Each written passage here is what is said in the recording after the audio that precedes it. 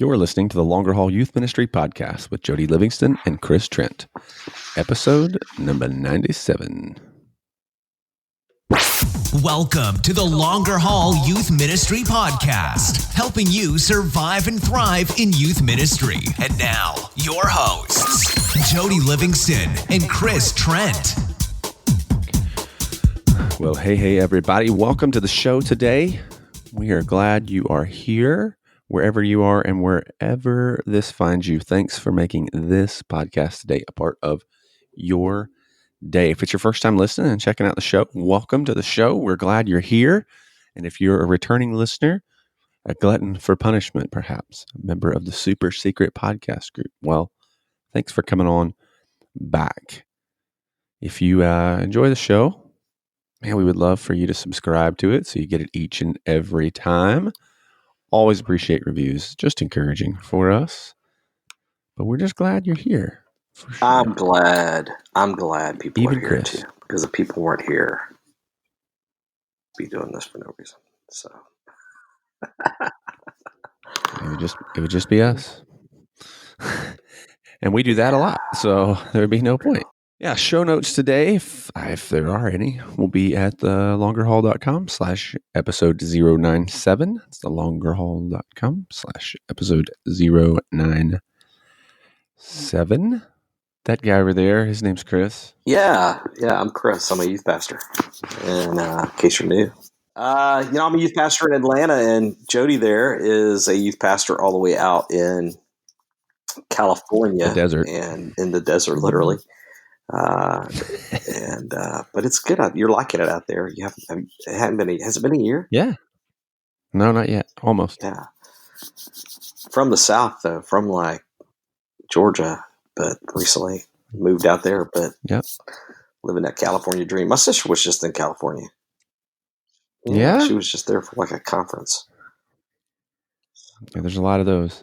So cool topic today, right? We've got this group, this super secret podcast group that's several hundred youth pastors at this point. And so every now and then somebody will ask a question on there, and we try to that will like spark an idea for an episode. And so that's we kind of talked about doing this anyway, and then somebody asked a question a while back, and it kind of lends itself to this, and so we thought we would tackle it today. And this should be fun. Yeah, I think it'll be good. They're always fun most of the time. Well, I think it's timely for you. I think you're able to speak to this, issue of what your first year in youth ministry looks like. Not your first year overall in youth ministry, but your first year at a church, which can be both and, right? But you've just experienced newness. You're having to make decisions about what that first year. What do you do? How does that look? And all those things. And so, yeah, I think it's very timely. So, hey, before we jump into it, don't forget our friends, man. By the way, we do like our friends. Our friends, they help make this happen, which is awesome. So we big time want to thank.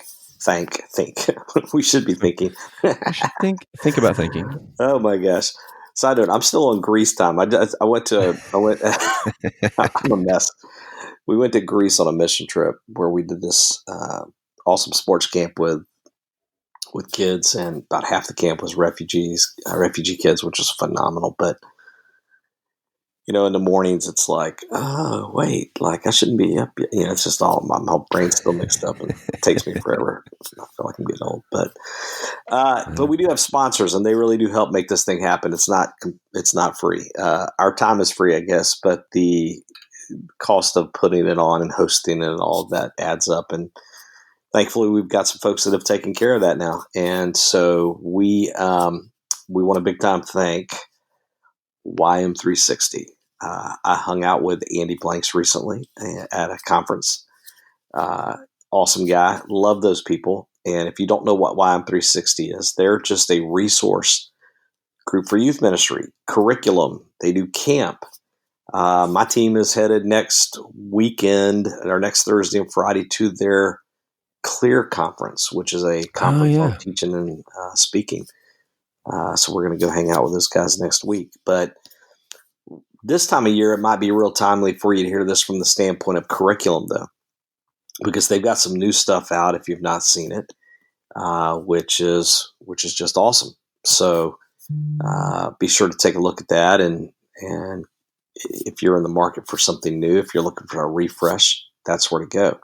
And I'll also say, Jody, I don't know if you got the email, but they've got a brand new sermon series packet out as well, where they're Yeah, I saw that. yeah. So it's basically, this idea. It's 4 brand new what they're calling sermon series that could help you if you're looking for I need a Wednesday night series, or I need a Sunday morning series, depending on what your setup is like. But it's good, and I'll be honest, I haven't seen it like in person yet, but based on reputation alone and what I've seen from them every other time, I trust that it's ridiculous. I do want to get my hands on a copy. So, but the topics are great. Though. I'm looking at them right now. That God, exploring many sides of God, or it says God is, and what's beautiful about each one, by the way, is it comes with everything: series graphics, slides,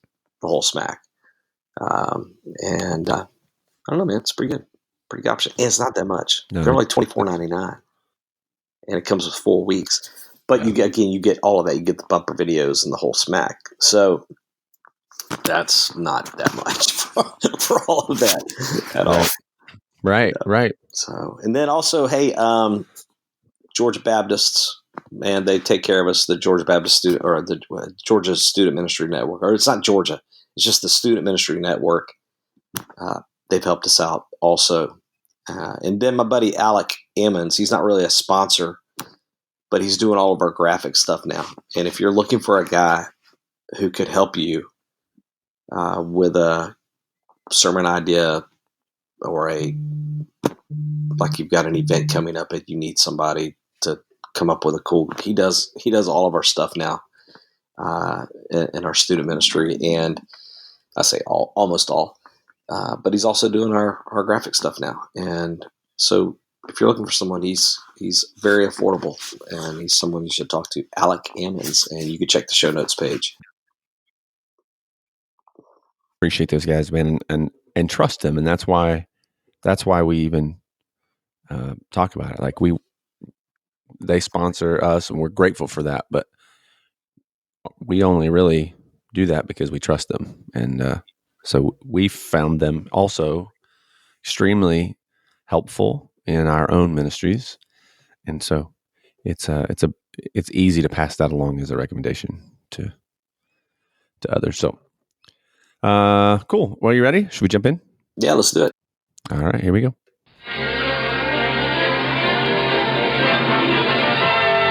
And now we're pleased to bring you our feature presentation. All right. So I have a list of things that start with the letter P. Oh my gosh. You alliterate. We were full disclosure, we were talking about this ahead of time, and he told me he alliterated everything, and I was like, oh my gosh. I think because alliteration doesn't help me personally, I'm like, I don't care if you make them all P's, D's, whatever, it doesn't matter to me, but I guess some people dig that. So, hey, shout out to Benjamin Price, by the way. That's our man that's our buddy on Facebook who, was it Benjamin? Yeah, sure. I don't remember. I don't have it in front of me. No, it wasn't Benjamin. Benjamin asked about mission trip stuff. Never mind. Hey, what up, Benjamin? Free shout out to you. No, Brennan Margos. Brennan is the one that asked about youth pastors and training, current small church. I think he was talking a little bit about some of that as well. And I feel like there was another guy that. Anyway, yep, we'll jump into it. So, all right. So I have. Teach us, wise one. Teach us, Mr. First year new guy there at your church. What do you got for us? I've been at the same place for 15 years, so it's been a while since I've walked in your shoes. So you don't remember any of these things. Yeah. Okay, so I have currently 6 P's. If I can think of one more, that'd be amazing to have 7. Right? I'll come up with one, buddy. So here's my first one. My first one is patience. My first is patience, and so let me say this too. All of the things I'm going to say I feel like are principles that would apply from if you're like brand new, just starting, have never done youth ministry ever, and you're finding yourself in your very first position, or if you are maybe not new to youth ministry per se, but new to your position. So I'm trying to make sure that these apply on both fronts. Okay, so the first one is patience. Here's the thing: I think the tendency is you come into a new position, you're super excited, you're ready to like jump in and get going, and if you're not careful, you'll do too much too fast, and you may accomplish a lot like initially, but the biggest thing you'll do is just make everybody really mad, and then you're actually kind of going backwards a bit. And so having the patience off the front end to recognize you can accomplish a whole lot more than you think you can over the longer haul, pun intended, but you can't accomplish as much as you think you can in the shorter term. And so being patient, coming in, taking things as they come, not getting ahead of yourself and not trying to run ahead and solve every problem right away. Or now that doesn't mean you'd be lazy and you don't do anything. It just means you got to show a little wisdom as you kind of roll in. Do you remember having to have patience? Yes, and I still do. I think that's a deal that you have to learn. I think you have to learn that throughout your ministry period, because people require patience, and the example when I do training on middle school ministry, one of the things we often talk about is when do you split middle school and high school. And patience is one of the things I talk about with that, because I never want anybody to hear me say, I think you need to go in this Sunday and completely blow up your youth ministry and split middle school and high school, right? Right. But rather you have to have patience. You have to take your time with it, and you have to realize that it's going to take a minute. And there's going to be some people who, push back against that, But the patience also comes in this fact, or in this as well. This part truthfully just wears me out. Yeah.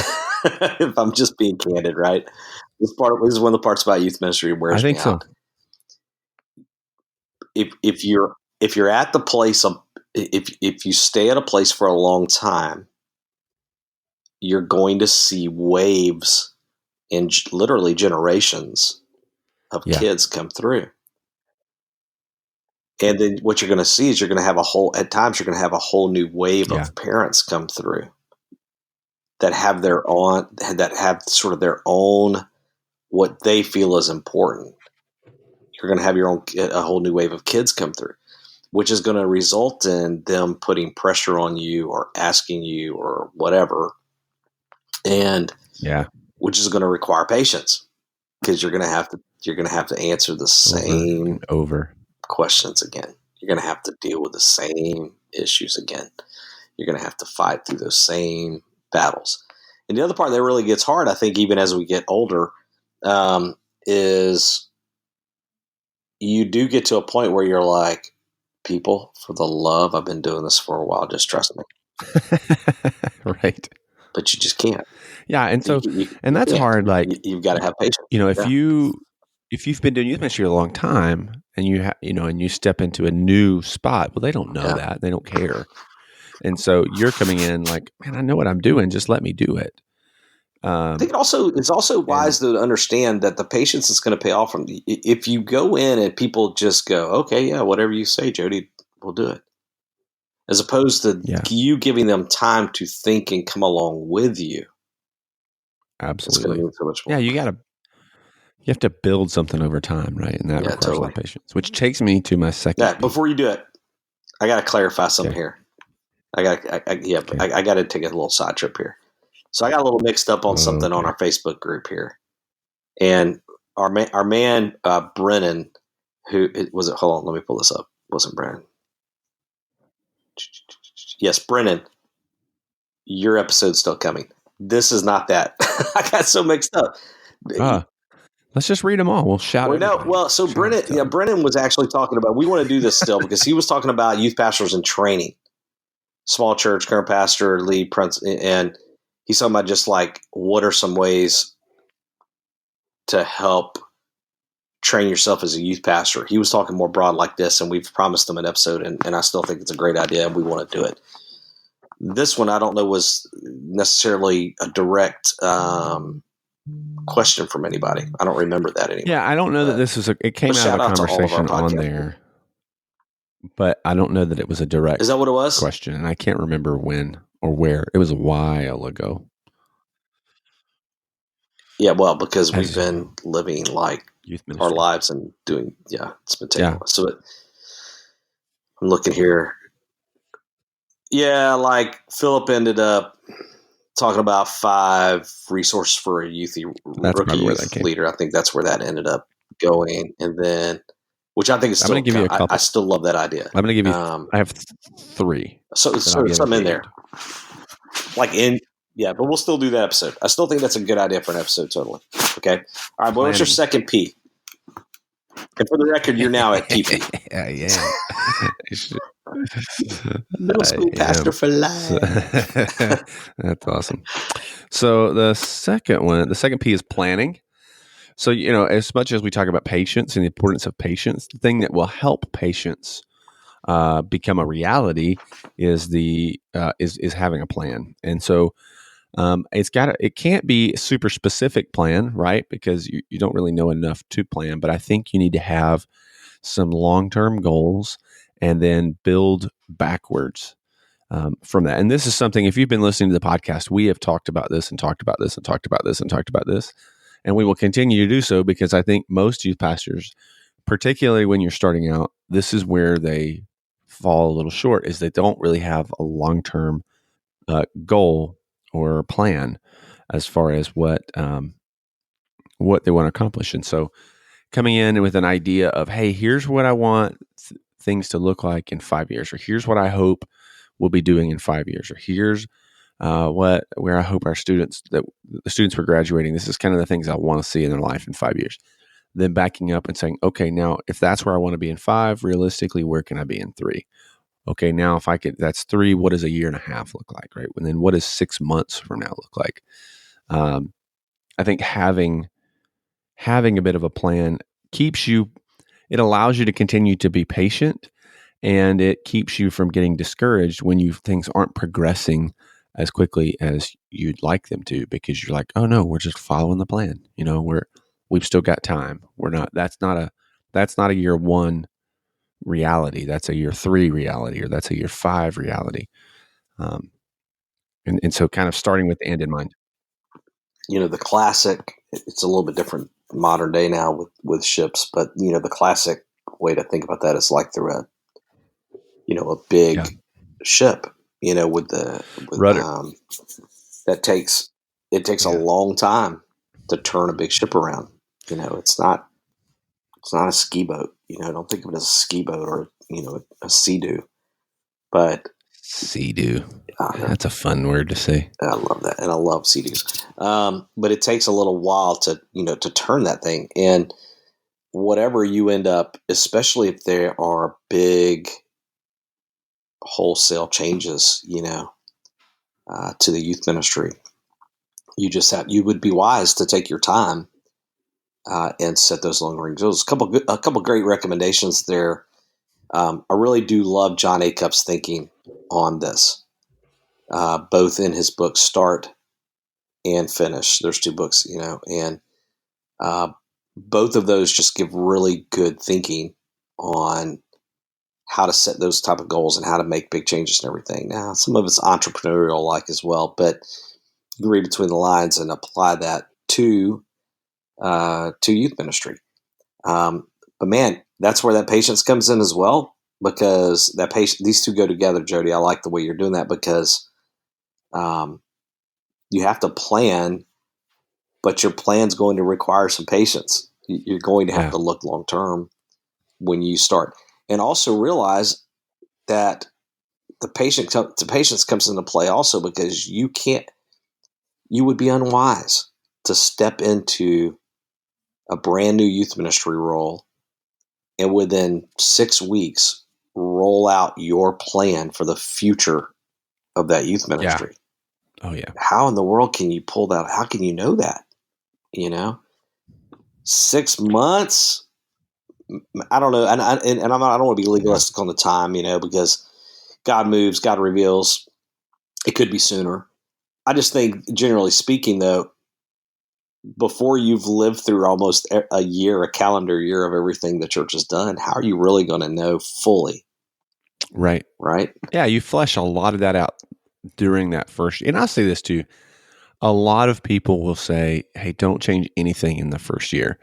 I'm not one of those people. I've made some pretty big changes within the first year, but I did so with patience and with planning, and um, and they weren't like just knee jerk reactions to, oh man, well, I'm at last church. I really liked doing, we had youth group on Wednesdays. I don't like doing it on Sundays. I'm just going to move it. Like, no, that you got to really have a plan for how and why and how you communicate that. And so I think you can make changes that first year, but you just got to be super careful and patient and know that you don't have to make changes the first year, right? You've got time.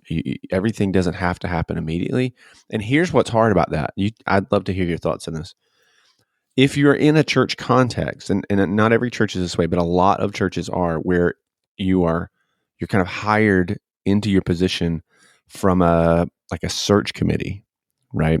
So the church kind of gets a committee of people and puts them together, and then you're interviewing with the committee, and you're asking all your questions to the committee before you're actually hired. And there's nothing wrong with that, but you got to be aware that the people on that committee are probably really, really committed to youth ministry. They have a really strong investment or a really strong opinion, and so that's why they're on the committee. That may not be the opinion of the church at large. Like the perception, expectations of the church as a whole may not be as fervent or as invested, maybe, as the committee. And so you might be coming in and you're asking all these questions to a search committee, or you're asking all these questions to a staff member, and your perception is one thing, but when you actually get into the role, if you're not careful and you don't recognize, okay, the rest of the church maybe isn't on board completely with what I thought was the perception and expectation. Yeah. And so being able to navigate that through some careful planning is really helpful. And that leads me to my third P. All right, what you got? So my next P, after patience, after planning, is pick up information. Pick up information. And here's what I mean by that. You're stepping into a role, and I think I have felt this tremendously this year. My current context is definitely more complex than others that I've been in the sense that I'm at a multi-site church now that wasn't always multi-site, right? And so there's some history here when the church went from like a single location to multi-site. There's also history of other and previous guys who've been in the role that I don't know. I'm not privy to that. And so whether it's programs that have been in place forever, why we do certain things, navigating like past hurts or disappointments, things people really, really like that I don't understand or that I wouldn't necessarily do. Like there's a ton of that you just don't know when you're coming in. And even now, I mean, I'm almost a full year in. I'm a little short of a full year. I'm still learning. And so you just have to constantly be asking questions, constantly be trying, because the more you can understand, You call that pick up the what?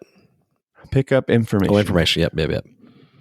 And so whether that's relationships with other staff, whether that's context of the past, like I find myself asking a lot, okay, why do we do this?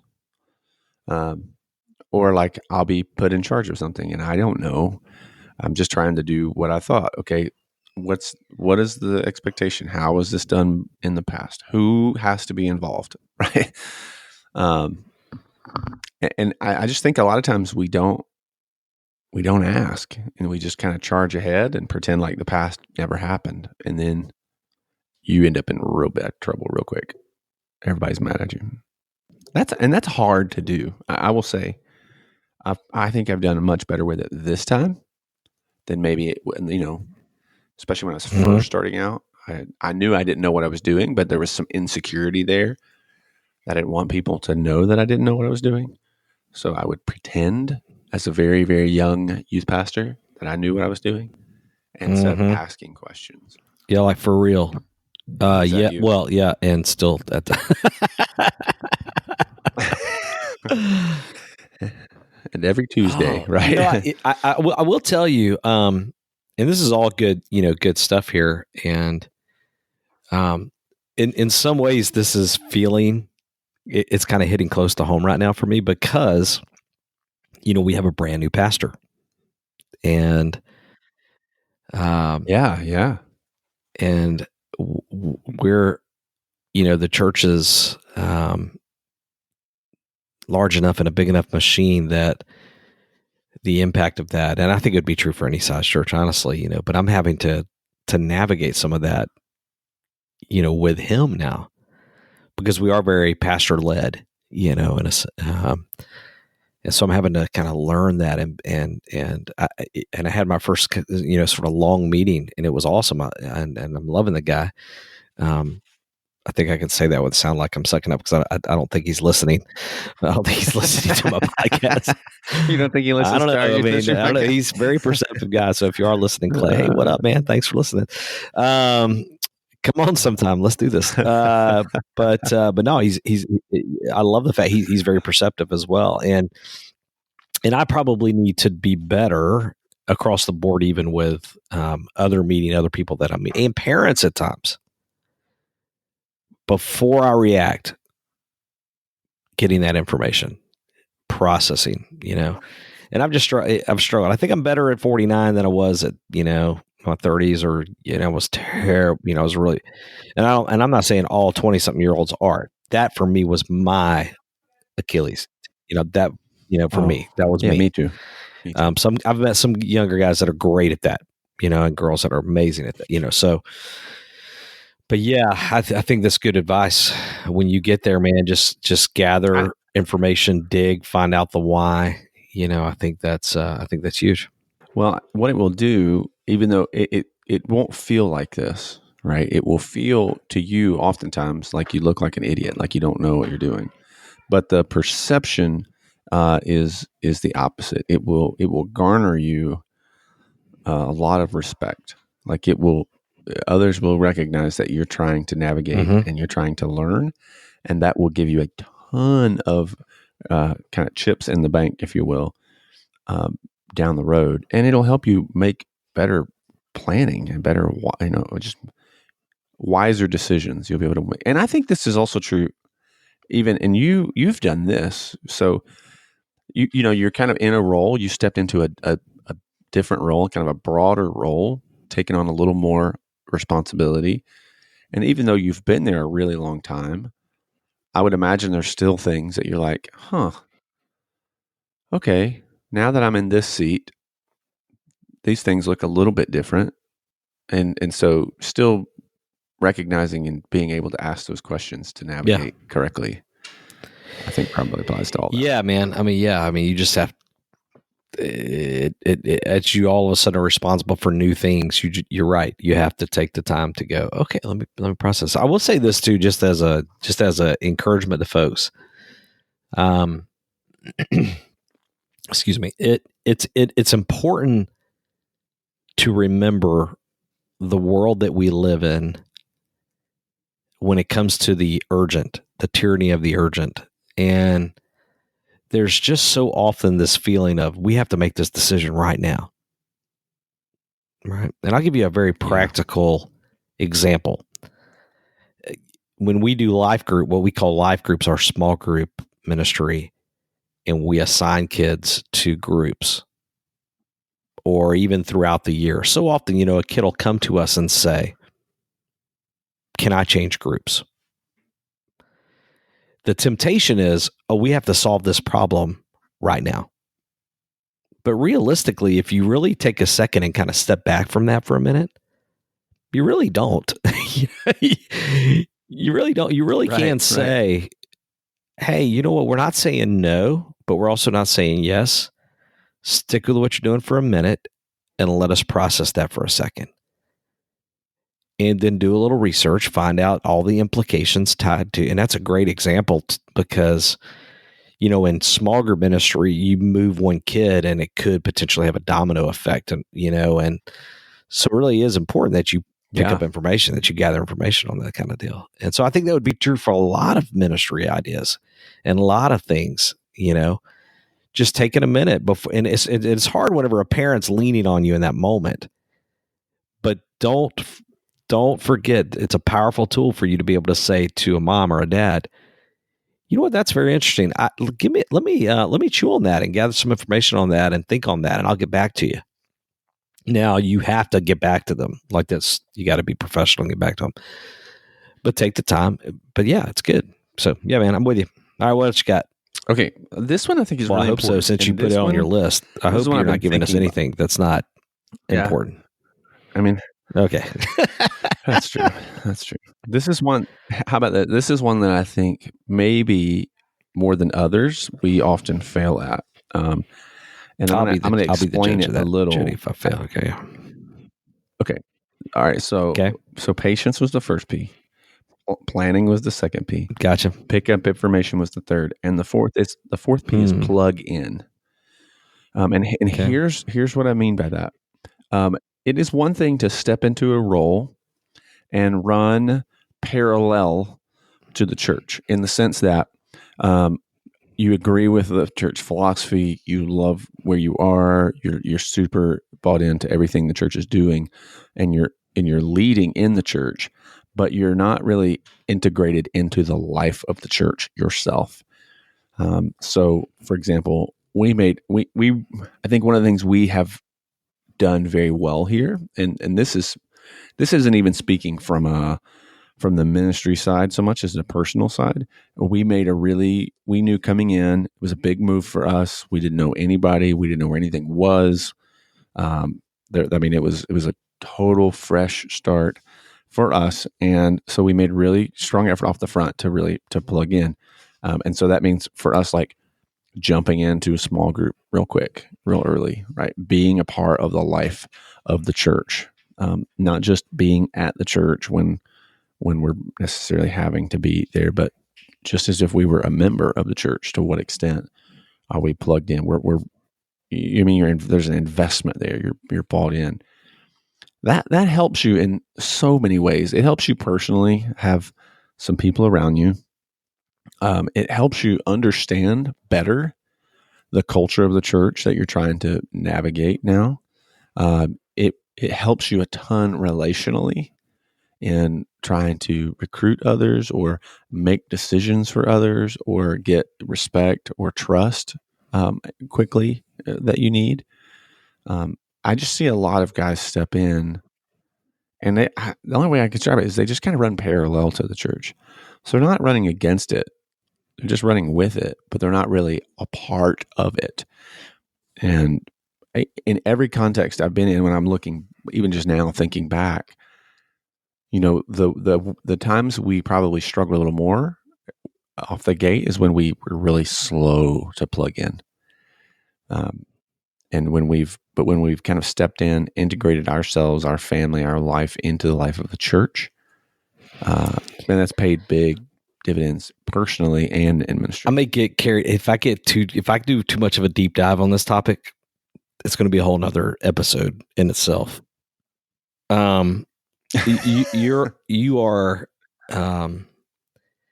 touching on something I think that is probably is not talked about enough when it comes to ministry, and it's going to be so much better for you and for the church that you're serving in. And there's no doubt in mind that the reason why some people do not experience longevity is because of the fact that they never accomplish what you just talked about. When you're interviewing for a church, part of the question needs to be, can this be my church home? If I were not going to work here, would this be my church home? Will I love these people? Will this be my church? Now, to be fair, when you've got battle scars and your wounds are present, it can become really easy to just run parallel. And Jody, truthfully, and without going into much personal there, it would have been easy for you to get there and go, I'm not opening up my heart again. And I'm not risking that again. Oh yeah. I'm just going to come and do my job, and we're going to kind of live our life, and I'll do great. And so yeah, and this is the tricky part of talking about this. How your spouse and kids respond to this is dare I say is equally important, because I've known situations where, youth pastor rolls in and he's kind of ready, or she's kind of whatever, but the spouse never comes along. And my friends, if you're listening, which you're hearing me, I know you are listening. Listen to this. You have to believe that churches and people are incredibly perceptive. And if you're not plugged in and your heart's not in it, they're going to know it. Like, they're going to feel it. They're going to know it. It's just an intuitive thing. Whereas opposed to I love this place and this is my home. And I know I've only been here 6 months, but man, I care deeply. It's not just a job to me. I care. These are my people, that's going to help you so much. That's going to help you so much. So, it's big. Oh, yeah. It's big. And you'll know this because you'll find yourself not saying them. Oh, right. Huge. That's that little bit of language right there. That idea of my church, our church. It's huge. I talked about having a new pastor. I actually noticed one of the things he's doing, and I think he's doing it because he's just good, but I think he really believes this. I'm telling you, I already feel like Johnson Ferry is his church. Not his church in like some pastor, this is my church kind of way, but like he and his wife are already thinking like, this is our home, this is our church. And it makes a huge difference, man. Like, it's like, oh, okay, well, he's got a dog in his hunt then, He's not just here doing it because it's a gig. It's like, oh, he's actually here because he really loves this place. Oh, that, absolutely. Okay, well, you know what? I can get behind that guy. It's that kind of mindset that you're wanting for. It's like, oh man, like Jody, man, he loves the desert now. He loves, and that's one thing I'll give you, and we're buddies and I follow you on Instagram and, and all that. And that's one of the things I think has been so effective for you is you went out to California and you and your whole family were like, party, it's an adventure. This is, we're going to go check out.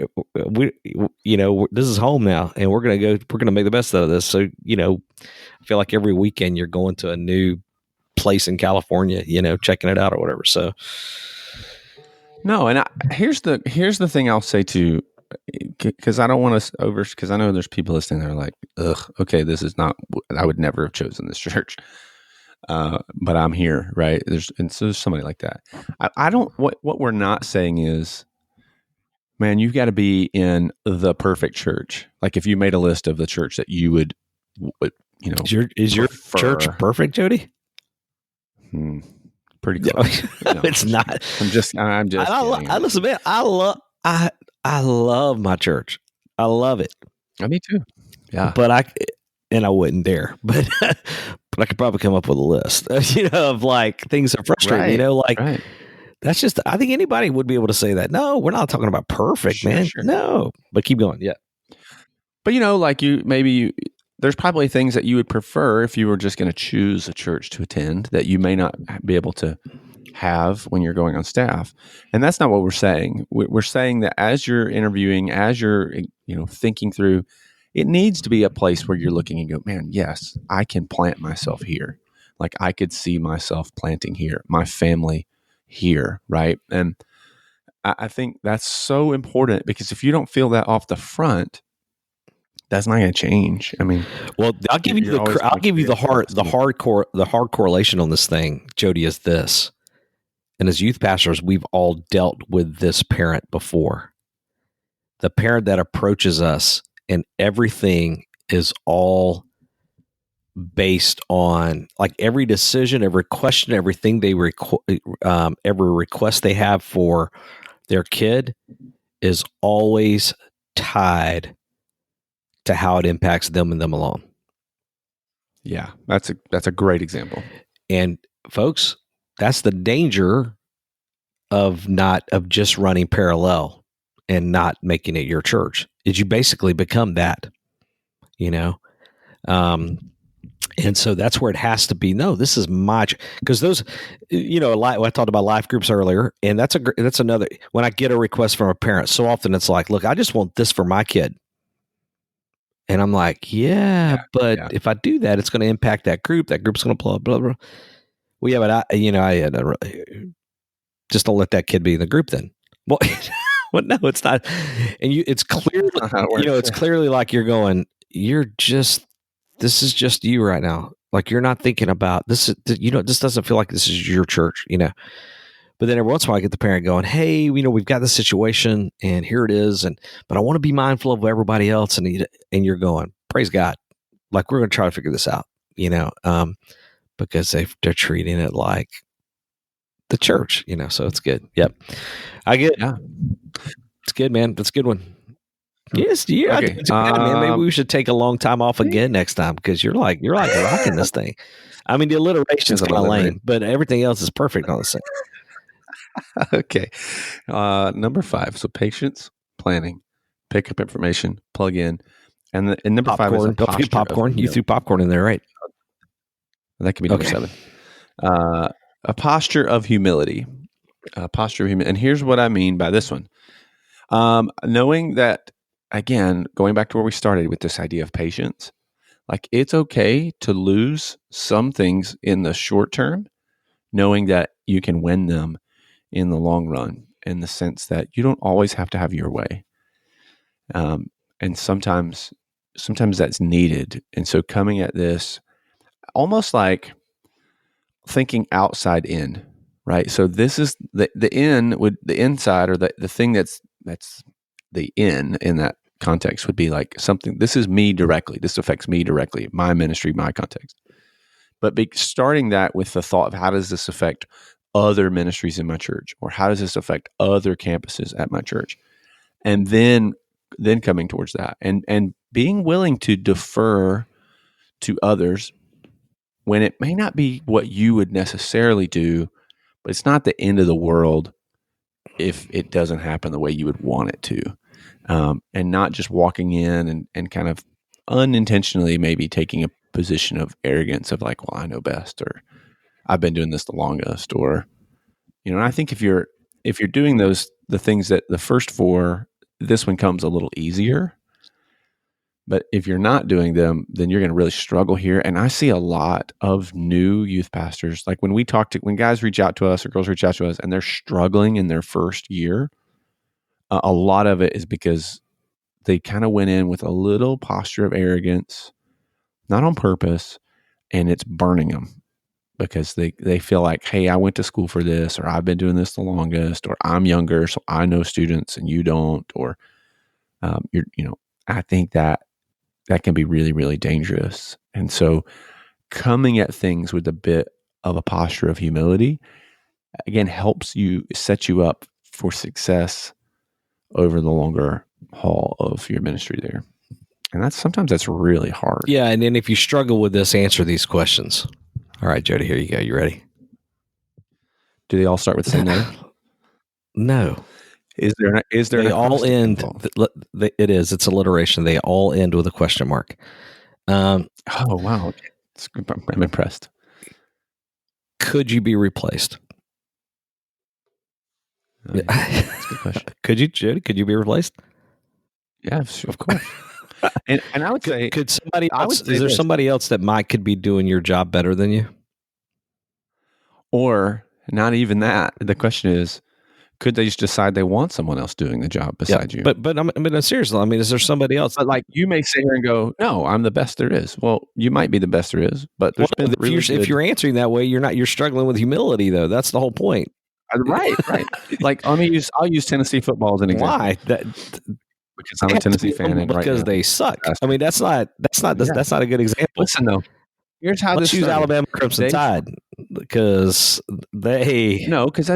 because everybody would say, Nick Saban's the best. Well, he is the best. Yeah, that's not a good example. Philip Fulmer was fired from Tennessee with an 80% winning record, right? And they fired Philip Fulmer, and since that day, it's been a dumpster fire, right? So you may sit and think you're winning, but that doesn't mean that you can't be replaced. You're right. And so I would say, yeah. And I mean, you're a little facetious in your question because of course you can. No, be replaced. But if you're I am saying it's a hard. I think it's a mindset though. I'm thinking, and let me rewind it. Here's what I'm asking. I think some people like, well, how do I know if I'm humble? Right. Like, how do I know if I'm doing a good job here with that? And I think you've got to ask yourself some key questions. Do you think you can be replaced? Do you think it's possible that there's somebody out there that's better than you and would maybe do a better job than you in that particular role, right? Do you think you know more than your senior pastor? Do you think you know more than the parent? Do you think you know more than the parents that are raising teenagers? And obviously there's always nuances to all those. In some ways, well, yeah, maybe in that particular subject, you might know a little bit more than your senior pastor does or whatever. But it's easy though to struggle with humility and start to think, no, I am the guy, right? I am. Yeah. If I were him, this is what I would do. Do you ever have this mindset? This would be a great question to just know whether or not you're struggling with humility or not. Do you ever have this mindset? That's my decision to make. Because if you're struggling, if you think, man, if you're like camped out on, man, that's my decision to make. Well, now leaders have to lead, and sometimes that is but it's all, those things start to add up, and that's how you have to start to discern. Are you humble?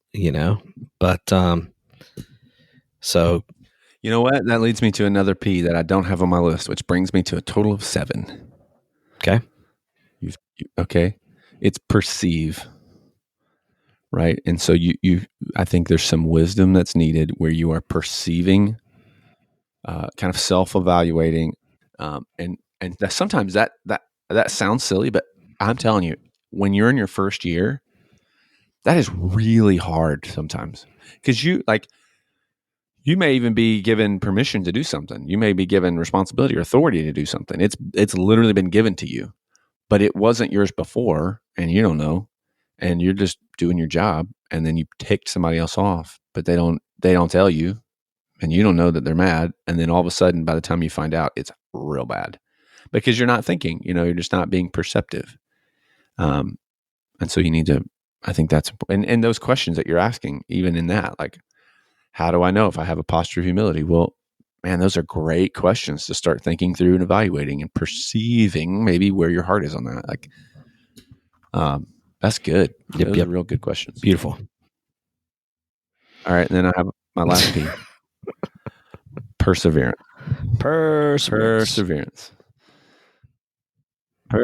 Like, don't give up. Don't quit.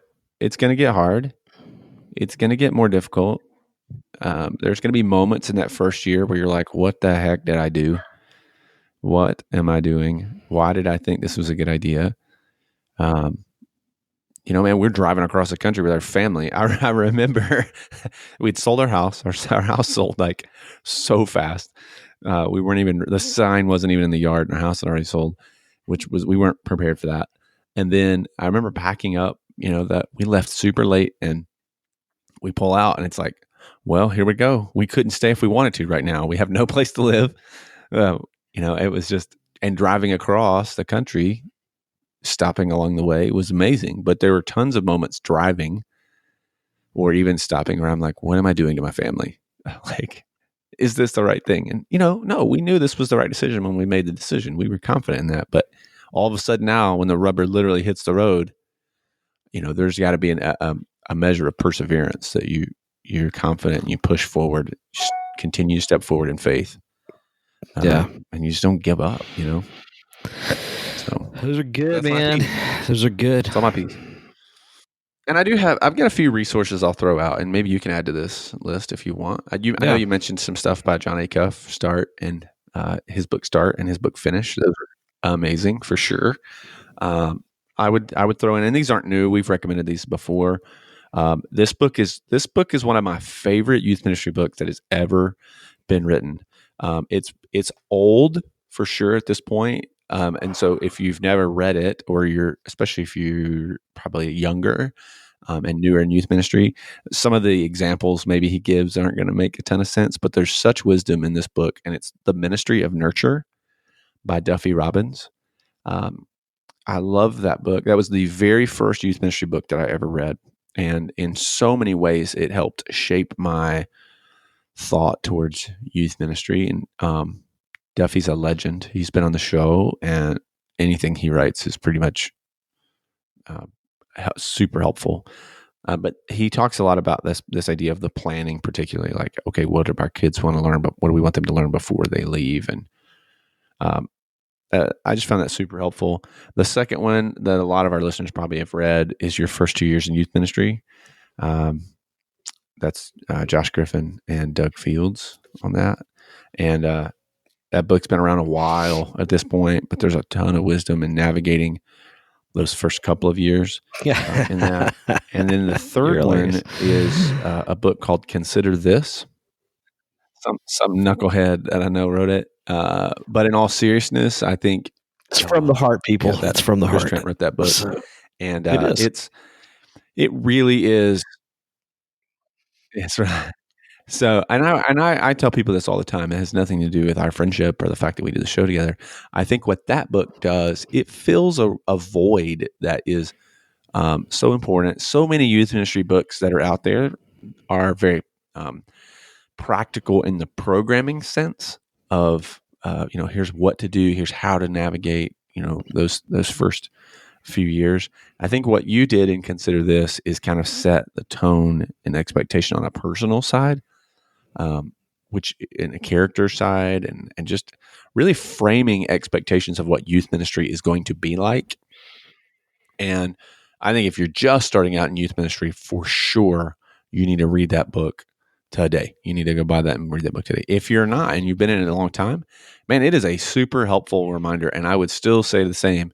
You need to go and get that book and read it. And I'm genuinely not saying that because I know Chris and because we do the show together. It's just a really, really helpful book. And even in that, like Wendy weighs in that and gives a little perspective from the spouse.